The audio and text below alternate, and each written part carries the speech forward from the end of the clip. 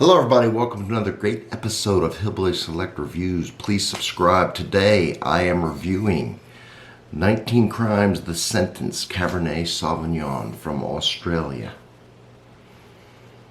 Alright, what does the back say?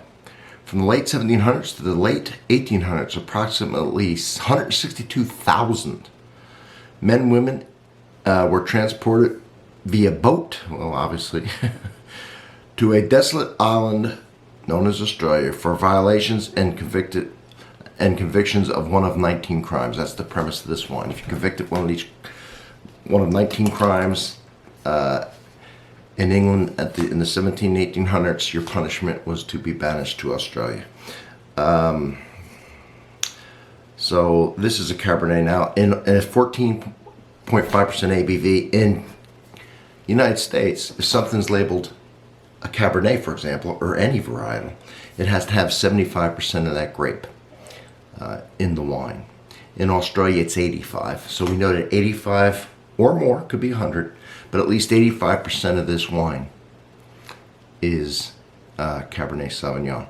Probably mixed in with some Shiraz, as they call it in Australia. And who knows what else. I couldn't actually find the makeup of it. But it's probably not 100% Cabernet Sauvignon. Most wines rarely are. So let's get into it. See what we can taste here. I'm having steak tonight, so I thought, let me get my 19 crimes. Now I've done a lot of 19 crimes. Okay, there'll be a playlist attached to this video. It's going to say wines from Australia, and all my 19 crimes will be in there. And I've done every one they make. They make a lot, so check that out. I also have other wine lists, playlists, and I have playlists for coffee, tea, and every kind of liquor, alcohol, candies, everything. Check out my playlist. You're going to love it. And then you're really going to want to subscribe. You're going to be like, oh, this guy's great. This guy's fantastic. If you open it with a waiter's corkscrew. All right. How may I serve you all today? Yes. Like being in a restaurant, right? I love it. Love it. Alright, so it's, looks like they shortened up the cork. Yeah, corks used to be longer. Is it a real cork? Yes, it is. And the crime listed on this is...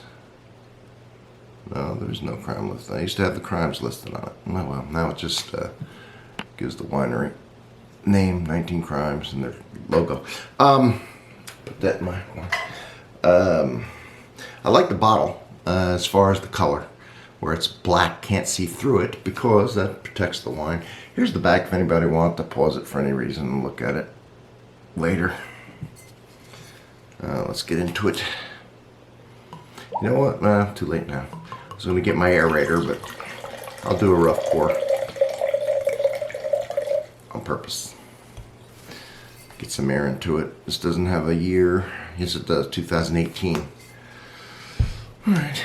Would have been better to put it in my decanter, attach my aerator to it, but I didn't do that. It's going to be good with my steak. I know it is. Nice color to it, huh? It's a ruby red.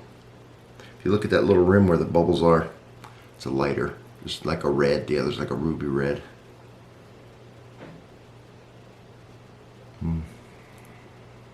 So each region is going to have different, not only because the percentage of Cabernet in the grape depends on the country, could be different, all different. Like I said, the US only has to have 75%. Australia has to be 85%. Most people, they look down maybe on a blend and they don't realize that everything's a blend. Okay, so if I have an American wine and I call it a Cabernet, 75% Cabernet Sauvignon grape, it's a Cabernet. If I make it 74% Cabernet Sauvignon grape, I can't call it a Cabernet anymore. So everything technically is a blend, unless it says 100%. And usually it doesn't, because it's a very rough grape, and it benefits from a little Merlot, maybe some Malbec, Cabernet Franc, whatever they want to mix in there to soften it and darken the color, or whatever they want to do with those different wines or grapes. Just letting it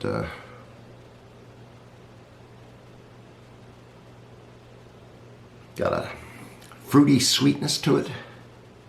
14.5% ABV, so 13.5 is about the standard, so a little higher. So unless they added anything to it to sweeten it, which I don't think they did, this should be drier, because the higher the alcohol content, in a general rough rule, the lower the sugar content, because the alcohol was made from the yeast turning the sugar into alcohol. So the higher it is, the less sugar there is left. Unless, like I said, they added it back in there, added sweeter wine back in there. And there's some other items, but I don't think they did here. So you get the sweetness and delicious fruits that everybody would do it different, but I think everybody would be on the page of black fruits. There's a blackberry, blueberry, or dark fruits, plums. I smell a lot of ripe plum in here. And then people might say raspberry, but anyway, we're on the same page with the fruit, the little sweetness. That's all I'm really getting. Let me see if I get any spice or vanilla or oak.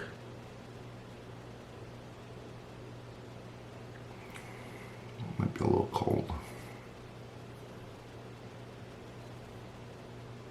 I think I'm getting some vanilla, so I'm not getting oak. I'm sure they put it on some wood or put staves in it or something.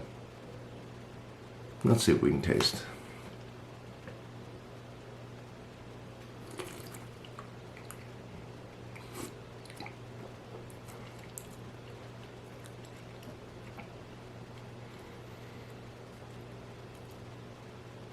So I'm going to describe the tannins first, the grip. It's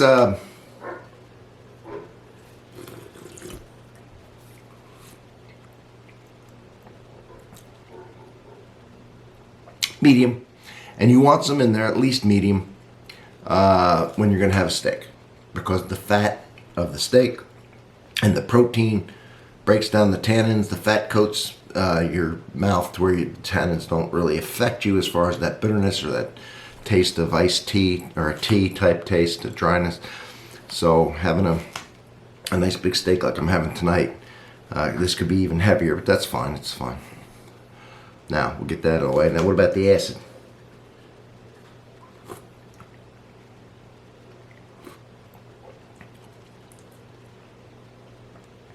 I'll go medium on the acid. So if it's medium on tannins and medium on acid, makes it a well-balanced wine. Okay, when those two things are in line with each other. This would age for a little bit, but the 14.5% ABV doesn't have a lot of tannin in it. It's one of the things that help ages it. The acid helps age it. 2018, it's 2020. Another couple of years, but pour it in a glass for 15 minutes roughly. Or put it in the canner first and leave it out for half an hour. It'd be fine. Now let's go with the flavors. We went with the feel.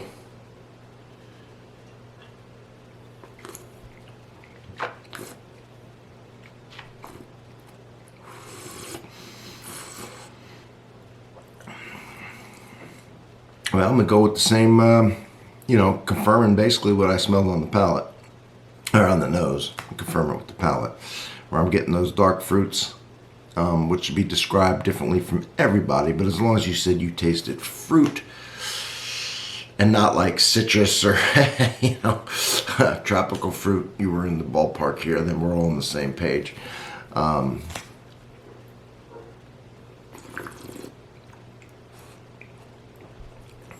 little bit of oakiness. I can't really taste any oakiness. Vanilla, which usually comes from the oak. The slightest bit of spiciness to it. It's not very complex. It's a simple, easy drink. It's going to go good with the steak.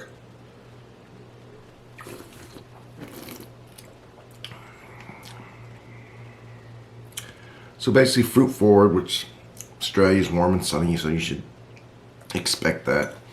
The fruit, it's dry. A little bit of vanilla, a little bit of spice. And the slightest bit of earthiness, which can be described by everybody differently. If it's mushroom, leaves, woods type things, soil type, leather, all that kind of stuff, I consider the same ballpark. So if people start talking like that, they're all tasting basically the same thing. just their experiences. They describe it differently, a little different to them. So that's basically it. You got the fruits, you got the little spice, little vanilla, and a little bit of what we'll call earthiness. And that's it. It's not very complex. I don't believe it's going to change a lot over time. And it's not something to sit around and sit by itself and make a big discussion out of. It's made deep with a nice hamburger, a nice piece of, or a nice steak like I'm having tonight. And that's it.